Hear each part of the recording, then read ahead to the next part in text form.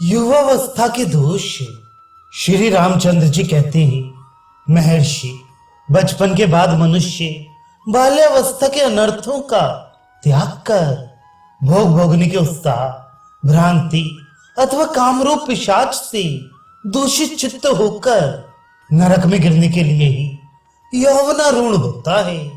यौवनावस्था में मूर्ख मनुष्य अत्यंत विलास वाले अपने चंचल चित्त की राग द्वेष आदि वृत्तियों का अनुभव करता हुआ एक दुख से दूसरे दुख को प्राप्त होता है। अपनी चित्त रूपी बिल में स्थित हो नाना प्रकार की भ्रांति पैदा करने वाला काम रूपी पिशाच अपने वश में हुए पुरुष का बलपूर्वक तिरस्कार करता है।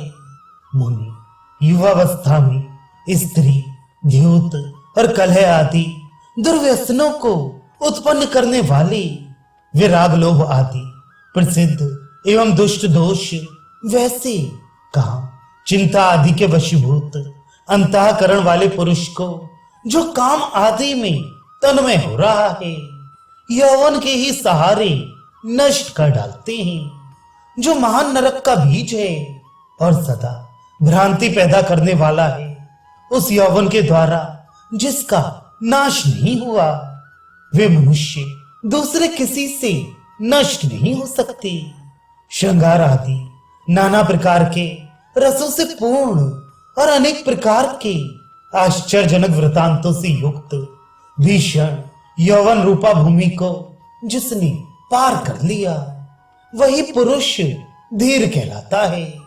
जो क्षण भर के लिए प्रकाशमान चंचल मेघों की गंभीर गर्जना अभिमानपूर्ण वचन से व्याप्त और बिजली की तरह चमककर लुप्त हो जाने वाला है, वे अमंगलमय यौवन मुझे अच्छा नहीं लगता।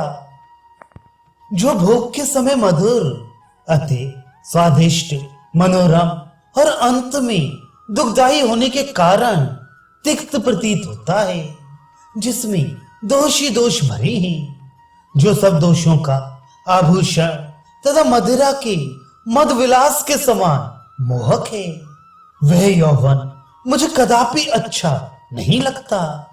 जो असत्य होकर भी सत्य सा प्रतीत होता है, शीघ्र ही धोखा देने वाला है तथा स्वप्न अवस्था में किए गए स्त्री सहवास के समान है, वह यौवन मुझे अच्छा नहीं लगता। ये क्षण भर के लिए सुंदर प्रतीत होने वाली संपूर्ण वस्तुओं में अग्रगण्य है, सारी आयु बीत जाने पर दिखाई देने वाले गंधर्व नगर के समान है। ये सब लोगों को क्षण मात्र के लिए मनोहर प्रतीत होता है, अतः यह मुझे अच्छा नहीं लगता। यह यौवन ऊपर से तो रमणीय प्रतीत होता है, किंतु भीतर से सद्भाव शून्य है, अतः वैश्य स्त्री के समागम के समान घृणित होने के कारण मुझे रुचिकर नहीं जान पड़ता। जैसे प्रलय काल में सबको दुख देने वाले बड़े बड़े उत्पात सब ओर से उमड़ उठते हैं, उसी प्रकार युवावस्था में सबको कष्ट प्रदान करने वाले जो कोई भी आयोजन है, वे सब निकट आ जाते हैं। युवावस्था का मोह मंगलमय आचार को भुला देने वाले और बुद्धि को कुंठित कर देने वाले भ्रम का अतिशय मात्रा में उत्पादन करता है। जैसे दावाग्नि वृक्ष को जला देती है, उसी प्रकार युवावस्था में जीव प्रियतमा के वियोग जनित दुस्सह शोकाग्नि से मन ही मन जलता रहता है। जैसे अत्यंत निर्मल, विस्तृत एवं पवित्र नदी भी वर्षा ऋतु में मलिन हो जाती है, उसी प्रकार परम निर्मल, विशाल एवं शुद्ध बुद्धि भी युवावस्था में कलुषित हो जाती है। बहुत सी उत्ताल तरंगों से युक्त भयानक नदी लांघी जा सकती है, परंतु भोग तृष्णा की चपलता से युक्त युवावस्था नहीं लांघी जा सकती। वह प्राण बल्लभा, उसके वे मोटे मोटे स्तन, वे मनोहर विलास और वे सुंदर मुख कितना मनोरम है। युवावस्था में इसी तरह की चिंताओं से मनुष्य जर्जर हो जाता है। रजोगुण और तमोगुण से पूर्ण ये विषम यौवन रूप आंधी संपूर्ण सद्गुणों की स्थिरता को नष्ट करने में दक्ष है। मनुष्यों के यौवन का उल्लास विकास दोष समूहों को जगाता और सद्गुण समुदाय का मूलोच्छेद करता है। अतएव उसे पाप वैभव का विलास कहा गया है। शरीर रूपी उपवन में उत्पन्न हुई यौवन की बेल बड़ी रमणीय है। ये जो बढ़ती या ऊंची चढ़ती है, त्यों ही त्यों अपने से सटे हुए मन रूपी भ्रमर को उन्मत्त बना देती है।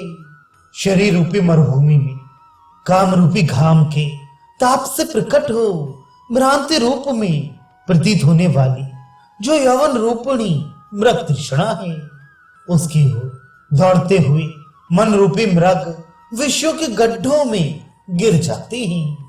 ये युवावस्था देह रूपी जंगल में कुछ दिनों के लिए प्रकाशित होने वाली शरद ऋतु के समान है। लोगों, तुम इस पर विश्वास न करो। जब जब यौवन अपनी चरम सीमा पर आरूढ़ हो जाता है, तब तब संताप युक्त कामनाएं केवल विनाश के लिए ही बढ़ने या नृत्य करने लगती हैं। ये राग द्वेष रूपी पिशाच तभी तक विशेष रूप से नाचते फिरते हैं जब तक कि ये यौवन रूपणी रात्रि पूर्ण रूप से नष्ट नहीं हो जाती। जो महामुग्ध पुरुष मोहवश क्षणभंगुर यौवन से हर्ष को प्राप्त होता है, वह मनुष्य होता हुआ भी निरा पशु ही माना गया है। जो मनुष्य अभिमान या अज्ञान के कारण मदोन्मत्त यौवनावस्था की अभिलाषा करता है, उस दुर्बुद्धि को शीघ्र ही पश्चाताप का भागी होना पड़ता है।